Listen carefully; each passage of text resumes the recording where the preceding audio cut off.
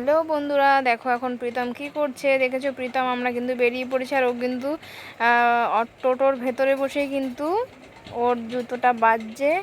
ও দেখো ঘেমে নেমে কীরকম চান হয়ে গেছে। গরমটা দেখেছো? উপভোগ করেছো গরমটা? কি অসাধারণ গরম, তাই না?